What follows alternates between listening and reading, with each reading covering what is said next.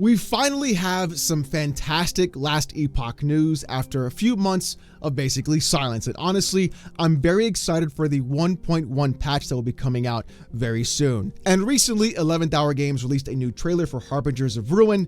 And let's talk about what's going to be coming down the pipe for 1.1 and why I'm so incredibly excited for this game to continue and honestly have a great set of life going forward. Because really, I feel like this is what Diablo 4 really could have been. So the first thing and the most insane thing I've been seeing is that they are finally adding an evade mechanic inside of Last Epoch. They're stating that an evade or dodge roll mechanic has been highly requested as a feature for patch 1.1 and it will become available for all classes and transformations. Now, the really interesting part is that they're calling an evade and not a dodge roll specifically. And the reason for that is because dodge is already a mechanic in Last Epoch as well. And the second thing is that evade is not always a roll mechanic when you have your specific class or transformation. Now, they continue by saying that all characters will have an evade available to them since level 1, and it will have 2 default charges available and a 4-second cooldown.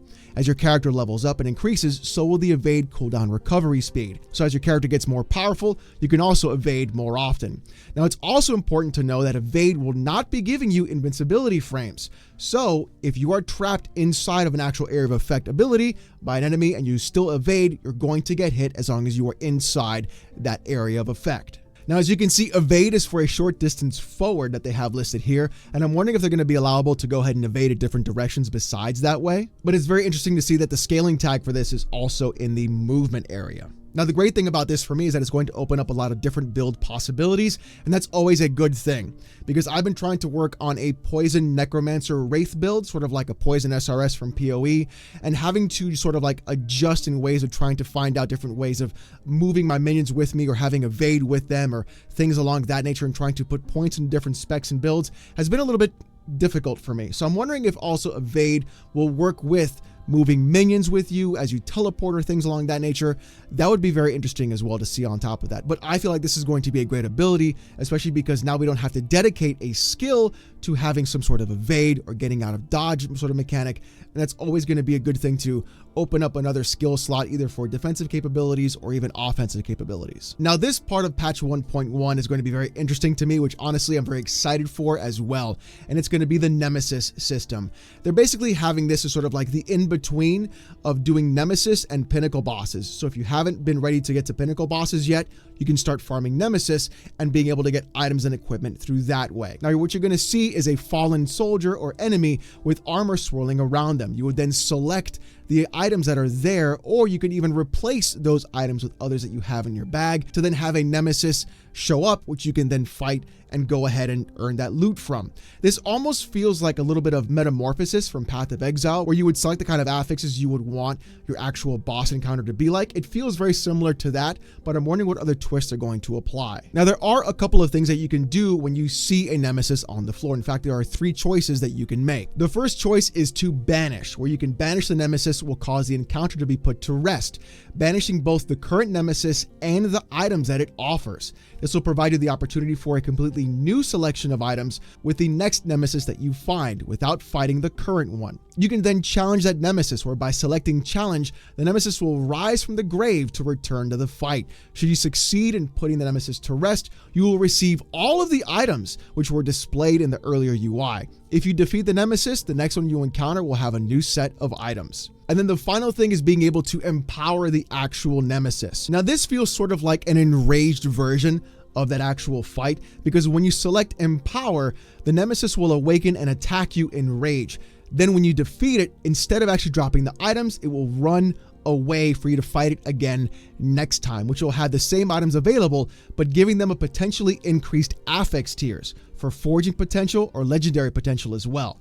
Empowering a Nemesis can also add new affixes to items, including non-experimental and sealed affixes. Empowering is able to upgrade sealed, non-experimental affixes all the way to ranks 6 and 7, which hasn't been possible before. So it sounds like to me this is almost going to be a sort of like crafting mechanic at the very end game, or as you're getting closer to the pinnacle bosses, where you can then upgrade sealed, non-experimental affixes to ranks 6 and 7, you could really do a lot of wacky stuff with that, and I'm sure builds are going to be broken by that, and farming that will definitely be an interesting thing as well. Now, the cool thing is you can empower a nemesis twice, increasing the quality of the rewards as well as the power of the nemesis holding them. But once an empowered nemesis has been banished or defeated after challenging it, the next nemesis encounter will start over as unempowered with all new items. Now, this is very cool if you are, let's say, possibly target farming specific uniques. It is the Egg of the Forgotten, where it can be replaced with a unique item that lacks both legendary potential and Weaver's Will, and it changes into a random unique item if dropped or empowered. Now comes the real fun part of this entire patch,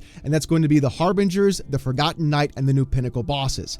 By doing this, they've added an entirely new faction, because to gain access to the new Pinnacle boss, you have to defeat the Harbingers directly, which are going to be found deep within the Monolith of Fate. I'm guessing that's when they're going to be empowered monoliths, and it's going to be as you progress the corruption inside the monolith. Now, by defeating these Harbingers inside the monolith, you will then gain increased faction with the Forgotten Knights, which will then lead you towards the new Pinnacle boss at the end. Now, the cool part is that Harbingers are found in two different variants, one part agile, one part brute. Harbingers also gain abilities from the Timeline's boss, bringing unique considerations to each of the 10 timelines. You'll have to defeat the Harbingers in each of the 10 timelines before being able to access the portal to the most difficult fight in Last Epoch to date. You also have a chance to harvest an eye of the Harbinger upon defeating them, which you will use as a currency to access the Pinnacle boss fight. The first 10 unique Harbingers you defeat are guaranteed to provide an eye with a chance afterwards. This will provide you with 10 attempts at the Pinnacle fight when you first unlock it. And once you've defeated all 10 Harbingers, you can continue to challenge the Harbingers to gather additional eyes for further attempts. Now, they've also added a Forgotten Knights faction where you will go ahead and progress your rank through that faction. It's available to both the Merchants Guild and the Circle of Fortune players, so it's really great. You don't have to pick and choose between each one.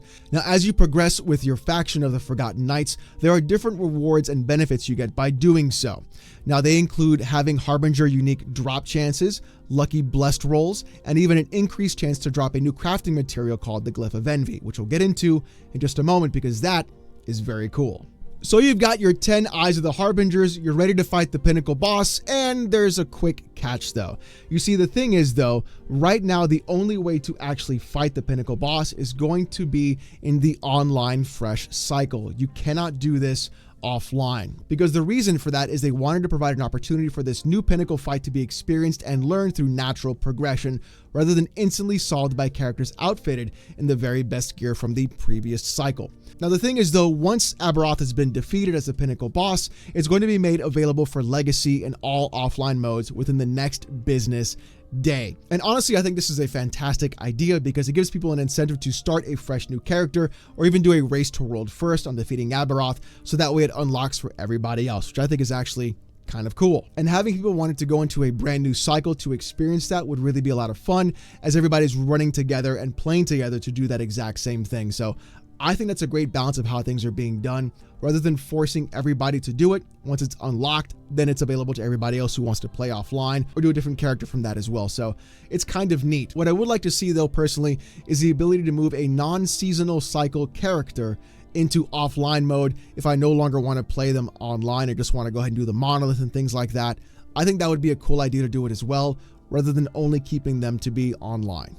Just me. So this is going to be, I think, a very cool change, because it turns out that there was a dynamic damage reduction or DDR mechanic, no, not the dancing one, inside of many bosses in Last Epoch. And it turns out that you would then do all this burst damage at once, DDR would activate, you wouldn't even know if it was active because the visualization wasn't that great, and you would have a feel sort of like bad, why am I doing low damage to this boss kind of a thing. In fact, they're going to be changing it to a ward system instead, where you can clearly see the ward over the boss health bar, and it's not going to be something that is easily missed across the front. So I think that's honestly going to be a great idea because it provides a visual representation. It's clear what you're going through, you see the progress, you break down the ward, you go back into their HP, you can move from that setup, and it feels better as you're playing the game rather than just like, why am I doing 0 damage now? Oh, the ward's up, I gotta break that down. So it just all in all feels like a good thing to do. And now we come to the Glyph of Envy, where things can get a little bit wild. Some of the pieces of feedback they heard was that it can feel slow to progress through the monoliths on subsequent characters.